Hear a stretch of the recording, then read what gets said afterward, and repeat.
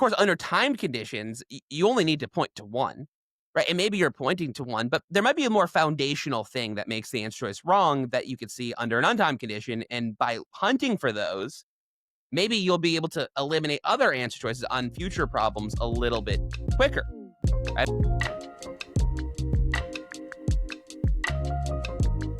Hi, everyone. Welcome to the 7 Stage LSAT podcast. I'm Henry. Hello, everyone. Oh, sorry. I'm Bailey. Good to see you, Bailey. Yep. Glad you could fit us in. Henry. Glad you could fit us in. I was ready to rock and roll 20 minutes ago. In any case, I thought you said you needed a few more minutes. Whatever. Only after I was given permission to come late by my host, who asked. Yeah, by my co-host, exactly. So that's what's happening in our days. Let's talk about what's happening in the days where people are trying to study for the LSAT and they're trying to make things work. How about that? Such a good segue. Yep. Let's do it. Segue, our favorite word. One of the ideas that our producer, Eric, so lovely, introduced to us is this concept of when you're studying, it's good to have different frameworks and maybe an overarching framework, not like framework for each individual question type, but different frames of mind. And often when we're studying, it feels as though we're studying in order to get a 180. We're studying for a score, maybe not a 180. Okay, for the aspirational, but we're studying to get a particular score. I know I was like that when I was studying. Same. But sometimes when you chase the score and you're just after the destination, you forget to look outside the window and realize that maybe it was the trees are pretty. You get the idea. You don't want to just look at the end. Sometimes getting to the end means that you have to pause and think about how you're going to get there. Right? And such a good point. One of the things to ask yourself is, instead of how can I get this question right, or how can I get these questions right in such a way that I get the score I want, one of the things to ask yourself is how would I explain this to someone else, or how would I look at this problem as if I was going to tutor it to someone else? What about that? That's a shift. Paradigm. There's some food for thought. No, that's good. Yeah. That's good. Yeah. And honestly, there was a shift in my own LSAT studying where I went from just having that score in mind to realizing, well, when I am able to explain this to other people, I understand it better. And that's making things click. And that's making my score shoot up. And so take it from us, take it from your own experience. I don't know, do trial and error until you get there. But I think one of the best ways to actually get better at this test, even if your goal score is not a 170 plus or 180 plus, or 180 plus. That would be fun. That'd be really good. Break the score bank.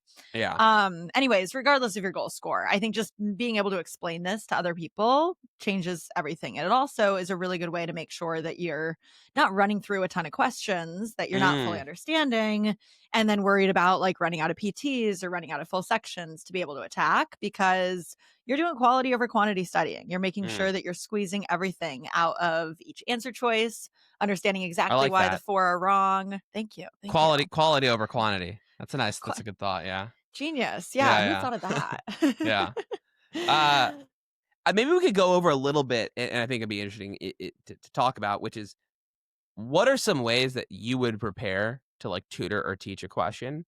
And so people could maybe mirror that when they're looking at a problem. Obviously, maybe we're doing it under timed conditions in that we're like throwing something together before a class. But imagine, right, someone, maybe they're doing blind review. They've already taken the question, or they're just looking to do an untimed element. How would you describe your process? Because like, I know, I can go into mine first too. No, let me go first. I was going to let you, but I want to see. Yeah. I want to see what's different. But I'm sure that we do very similar things. I mean, first of all, definitely make sure that you're understanding the correct question stem. Like, there's some cookie cutter ones where it's just you see the word flaw, you don't see that there's any sort of element of like we're trying to parallel the flaw, so it's going to be some sort of flaw question. But of course, there's more complicated question stems where it's kind of like a hybrid between what must be false versus like applying a rule. I've seen certain questions where it's like, well, in which one of the following situations would the rule not follow, or something like that? Or like, what would we get to the point where this person would have to pay back their security deposit? Weird question stems like that, I think, is good to hone in on in the first place and just be like, okay, am I answering the correct question? And am I explaining it to other people in the way that they know how to look for the right answer? Then really understanding the stimulus, like 100%, being able to identify that conclusion, IDing if there's any sort of sub-conclusions or premises to I mean, there's gonna be premises to support the conclusion if it's some sort of premise-conclusion relationship. You could also be able to ID, like, other people's argument, background information, context, concessions, like, really just breaking down each structural part of the argument. I'm gonna do regardless of if it's an argument part question or a main conclusion question. It's always important to understand before going to those answer choices. And then also, I'm going to make sure that I know how to do a little bit of pre-phrasing up front. I'm going to make sure that even if I wasn't able to see this on first pass, how could I prepare myself to go into those answer choices, not with just like a blank brain, having no idea what I'm looking for, but with at least some sort of direction. So, like if it's a flawed question, going to make sure that I can think through how to spot the gap, like anything new or unsupported in the conclusion that doesn't connect back to the premises. And so, say that you're trying to do this on your own and you maybe weren't able to spot the gap in the first place, but you were able to get the right answer somehow from cross elimination. Being able to explain to somebody else how to spot that gap in the first place is also going to help you spot that gap in the first place and be more prepared Yeah. for these answer choices. And then, of course, going down those answer choices, making sure that you don't only know why the right one is right, but also why those other four are wrong and having specific reasons as to why they're wrong. And another thing that I'll do is definitely be looking at the analytics afterwards, like after I've tried the question, and see where these most commonly picked trap answers are so that you can Yeah. better really get a solid explanation for exactly what's wrong with these answer choices that seem so tempting. They seem so inviting, but they're not quite what we're looking for. Yeah, yeah. I do a similar thing. I mean, I would say it's pretty similar. The only thing I would add is is asking yourself why would someone pick this answer choice that's wrong or pass up an Yes. answer choice that's correct. Yes. And then thinking of ways to explain that, because in the process of explaining that, I find that the understanding like deepens a little bit. Of course, this requires a pretty good foundational, right? Foundation, like you have to have strong foundations here. You have to know about the distinction between sufficient and necessary and flow of support. And if you find yourself struggling on explanations like that, that could be a sign to go back to the curriculum. But to speak to your Right. question, something because I think that is like overlooked. Like one of the things that people commonly confuse is like most strongly supported versus strengthening. Right? Yes. And so, like, but you'd say, like, well, how would you explain that to someone? Well, it's like, okay, well, the most strongly supported, the way it's written, is that the stimulus is supporting an answer choice. But the way strengthening questions say is which of the following most strongly support the information above. So the answer choice is supporting the stimulus, right? And so the flow of support is going the opposite way. And so when you ask it, like, Right. why would someone mess this up? It can help you like unpack, well, okay, well, what is really the distinction between the two? It's like, it's not just like what I see, but like, why are those two things different? The same thing goes for answer choices too. I think it's really easy to get a little bit lazy, and I do this myself too. So I do as I say, not necessarily as I do all the time. Um, I do it sometimes, What do you but like do? I think it's really easy to fall into saying this answer choice is irrelevant, right? But Oh, of course, it's a right. really Yeah. or like this just doesn't matter, or we just don't know that. And the amount of times I hear that, and it's like, sure, that might be true, but until you're getting a really good score, I really wouldn't want you to settle for that. Because if you were tutoring this question to someone and they pick that answer, they'd say, well, that's irrelevant. I don't think so. Right. And so you got to say, like, Right. why? Right. Like, what about the answer choice is irrelevant? Why did they like this? Right. Maybe the answer choice uses the word most of a group in the answer choice, but we're not talking about most of that group in the stimulus. We're talking about Right. most of a slightly different group, um, among other things. Oh, this is flipping sufficient and necessary. Why is that bad? Oh, well, every apple's a fruit, but does that mean that fruit are apples? No. I study only if I will get a good grade. I guess that's kind of weird to say, but well, that means if I study, I'll get a good grade. If I get a good grade, does that mean I automatically study? No, maybe I cheated. And that's how I got a Right. good grade. And so I think Good when you one. really try to force yourself, and you mentioned this, like why are the wrong answers wrong? Actually try to pick that apart. Don't just say like I know it's obviously wrong. It's like it might be, right? But it's nice to be able to anchor yourself and say like, okay, this is the specific element where this answer choice really goes wrong. Um, Right. And Another good thing I job like to bringing that up. Or yeah, what were you gonna say? I was well no, I'll bring it up after if you're gonna Okay, have cool. a Because yeah, I after. was gonna add on to that a little bit in the sense of that's exactly why, like, if you guys have been in my classes before, you've seen me do this.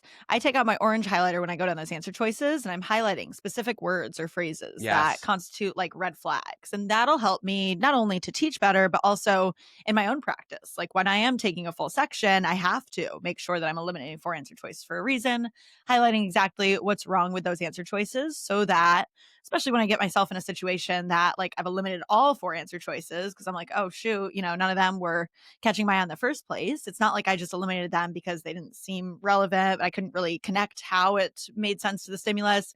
I had specific reasons why. And then I can go back up and reevaluate those red flags, kind of like pit those red flags against each other. Which one of these, I don't know, commits the least amount of sins, if that makes sense. Yeah, our producers is mentioning kind of bouncing off that, which is that like there are instances where there are multiple things that make an answer Right. choice wrong, and of course, under timed conditions, you only need to point to one, right? And maybe you're pointing to one, but there might be a more foundational thing that makes the answer choice wrong that you could see under an untimed condition, and by hunting for those, maybe you'll be able to eliminate other answer choices on future problems a little bit quicker. Right? By saying Right. like, okay, maybe I'm eliminating this answer for some very minor reason, and that's it's correct to do. But maybe I'm missing a more major problem with this problem. And by Right. hunting for that, I'll see it's like, oh, this is something that is true throughout a set of issues. It's like, oh, I eliminated this because it's using a different group, but actually, it seems to be confusing sufficient and necessary too. And so that's probably a bigger reason to eliminate it. So I think that's good. Right. Yeah, I guess it kind of flows into the other thing I was going to say is that often maybe we'll catch that there's like a little trap word in this that throws it off. But what you'll find is that with a lot of these questions is like even if that word wasn't a trap, it would still be a wrong answer for entirely different reason, or not entirely different reason, but it would still completely missing the Right. mark. It's like not doing what you want it to be doing, right? This happens a lot, I think, in strengthening, weakening questions, where sometimes oh, like this is talking about the wrong group, or it's like we can't make this assumption to make this answer choice relevant. But even if you did, if it was relevant, all of a sudden you're weakening the argument when you're supposed to be strengthening, right? Right? Right. You're strengthening the argument when you're supposed to be weakening. So even like on a generous read of the answer choice, it's actually doing the opposite of what you want. And so I think that can be also be pretty helpful. Is like even if this was fixed or this one problem was fixed, would it still be right? And often the answer is no. I use the word often because is it most of the time? I don't know, but often, right? Good one. Very else out Often, of you. Very yeah. good. Very good. Do you Which, notice? by the way, I was what gonna were you say, gonna I say? say often and many all the time now. Like, I almost never say the word most because I just, like, don't Right, because it's like, can I I really say most here? oh, Like, I yeah, need I to be know. careful. I know, Many, right? often, those Exactly. are a lot softer. Yeah, Yeah, and I that's what I know. was gonna say, like, just to, remind people what these quantifiers mean.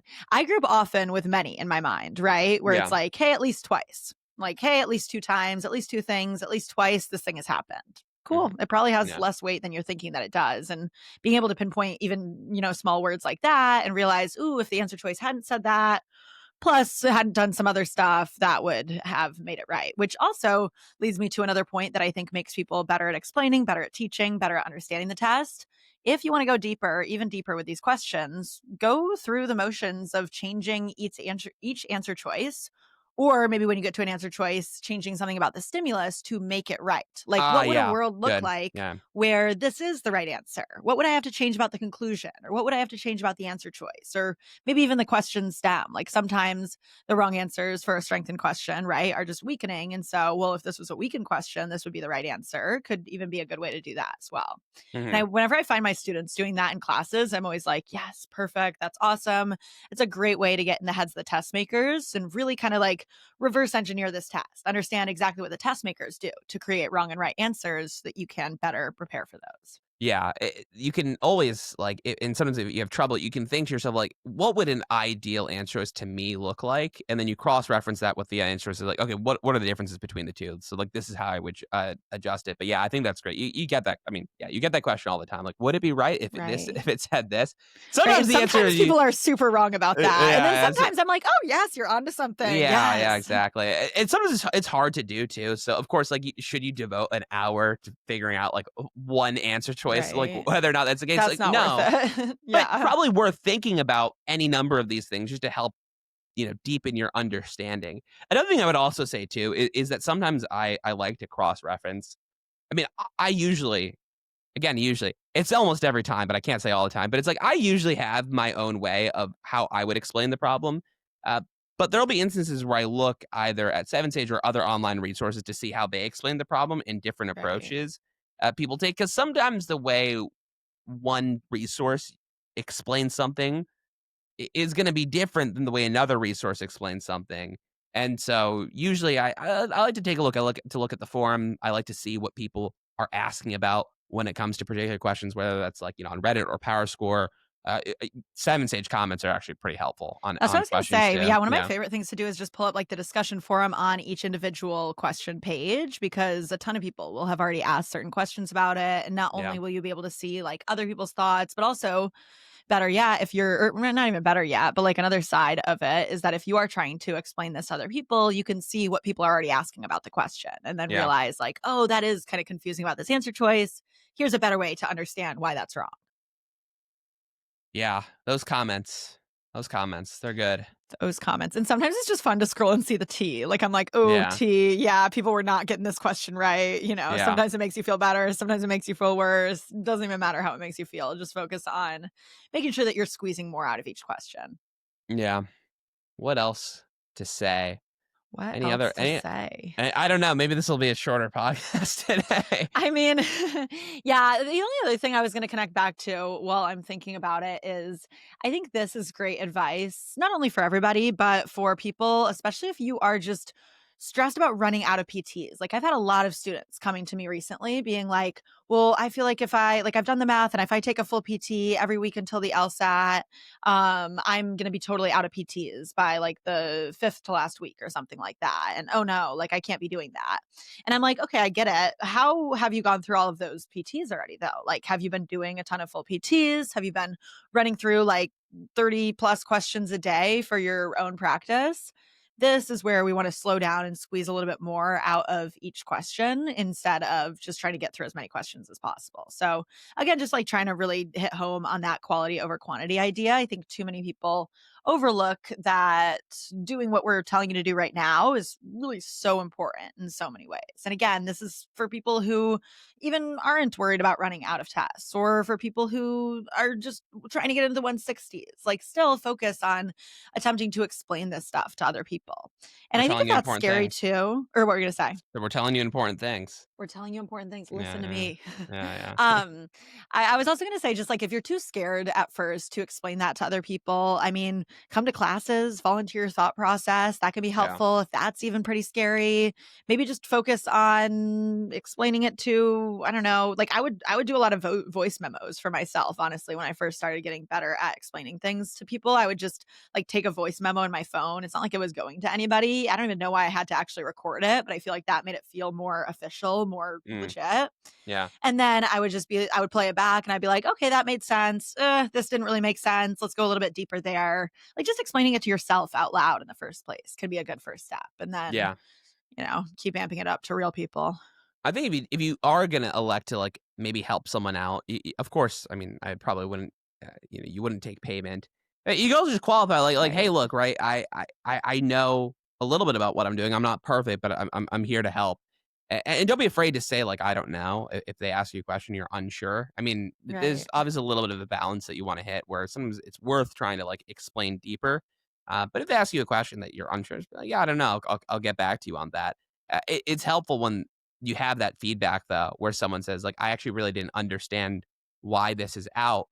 And maybe you eliminate it again, right? Because you thought it was like irrelevant or completely arbitrary. And then they tell you it's like they said, "Well, no, I thought this." And you're like, "Oh, that's actually a good thought. Why is this actually wrong then?" Right? Like maybe it's Right. not as irrelevant as I once thought it was, but it's wrong for some other reason. And that is again, you can be right for the wrong reason. So you can eliminate wrong answer choice on your own and be, right by accident, or I guess, you're eliminating for you get the it feels weird to say right by accident when we're talking about wrong No, but answers, it's but you know what I true. mean. Yeah. Yeah, Sometimes you exactly. can. Yeah. Sometimes Yeah, it's like, oh, I got this, but I have literally no idea why it's right. And we got to go back now and understand. yeah. I guess what we should just do is just tie it back. We've talked about the micro. Maybe we could talk a little bit more again about like the just like philosophically what we're trying to get after here. right? Which is that ultimately our goal is to deepen the understanding of the problems and of the way the test works. And I guess, just the way reasoning works in general. Uh, and in that effort, we should be able to improve our score. When we just chase the score, it's really easy to make mistakes or to say that you're going to do something better when you don't really create a plan or you don't really understand why an answer choice is right. You'll just like, oh, the next time I see that, I'm going to pick this. But Right. understanding the why, it's helpful, not just to getting the question, but it also just improves your confidence. It's you want to take this test and know why you're picking answer choices, not just because Seven Sage has told you or some tutor or service has told you, but because you understand why the answer is right, and that feels good, and it's confidence building, and it means that you're doing what the test takers are asking you to do. So yeah, that's Right. my pitch. Agreed. Agreed. Yeah. And again, I do think there was that big shift in my own thought process of just like every time that I was taking a PT, just with the score in mind, like I wanted to see that magical 170 pop up after I press submit so Mm, much, so yeah, badly that I was losing sight of the steps that get you there. And so as soon as I was like, okay, you know what? Doesn't matter if I get to that 170 plus yet. Let's just focus on exactly why these questions that I personally really thought that I was right on, but oh no, apparently I chose the wrong answer. Like, why in the world are those wrong? And I yeah, also needed a little bit of an attitude check too, because I was just like, this stupid test, like these test writers, they don't even know what they're doing. I would Google and re-Google, can the LSAT ever be wrong about its own questions? And it's like, really, well, wow, no, it's their old, test. I mean, like yeah, not literally after I Googled yeah, it no, once, yeah, yeah, like yeah, what else are you sure, gonna do? And it was probably more in jest, but I was exasperated. Like I was just like, this is so annoying. There would be so many questions that I was just like, I feel like I'm right and they're wrong. And it wasn't until I realized I gotta start unlearning, like deconstructing these ideas about what is common sense, what is logic, what is the right way to read something, yeah. and then reconstruct. Okay, here's how you really slow down and understand the words on the page. Here's how you do not mix up sufficiency and necessity. Here's how you conceptualize what's causal reasoning versus conditional reasoning, things like that. Like it wasn't until I was just like, you know what? I got to learn the rules of this test and I need to understand that like I'm working under their constructs, not my own constructs. That's when I also started getting a lot better at this. And that's what I want for you guys as well. So if you've been feeling similar, here's your sign. Focus Yeah. on reminding yourself there's 4 wrong answers for multiple reasons, usually 1 right answer. It's your job to find it. It's your job to understand also how they created it and be able to pull it off again on a similar question. You wanna know that you got the 170 before you got it, right? Right. You don't wanna just, like, click it and hope. You wanna know, like, yeah, this I mean, by the end of my time, I'm sure yours too, it's like, I Right. I I had a pretty good sense that I did pretty well. You Same, you yeah, and that was also what I was wishing for, like, for most of my studying, I was just like, "Oh, I just want the confidence to be accurate." Like, sometimes I would be yeah. overconfident, sometimes I would be underconfident, but after I got the hang of the actual test and I really understood the logic and reason underlying it, yeah, I would press submit and I'd be like I mean, I would start getting cocky. I'd be like, "I know this one's a 180. I know this one's a 180." Like, I would just be Yeah. like, "Yes, this is gonna be good." Alright. Well, like, comment, subscribe, LKS. Oh. LCS. Whoa, Oh, LKS. yeah, be careful there. No, I was thinking LCS. like, Like, comment, subscribe, sign up for classes, sign up for tutoring, check out our website, comment with a K. Anything else? my only regret is, that I have but 1 life to give. My only Ooh, regret is that I only had a couple LSATs where I could study with Seven Sage. That's my regret. I never know where you're going with these things, and that one really ended up, exactly where it should have. Good job. Check out some of our recent YouTube videos where Kevin and JY, master explainers, analyze students' recent PT results. Wait, that's That's fun. cool. I'm That's gonna check them out. I I didn't didn't even I'm know gonna about go check that. that That's out news to right now. me. What we should do is we should do a reaction video to their reaction. Oh, that'd be really good. That would Yeah, be so good. yeah. Okay, so we'll work on that, and LSAT then tutors react. to other LSAT tutors Yeah, reacting. exactly. Lots of layers, lots of layers. That'd be really fun. Tell us what you Mhm. guys want to see. Comment, give us Yeah. questions to answer. All right.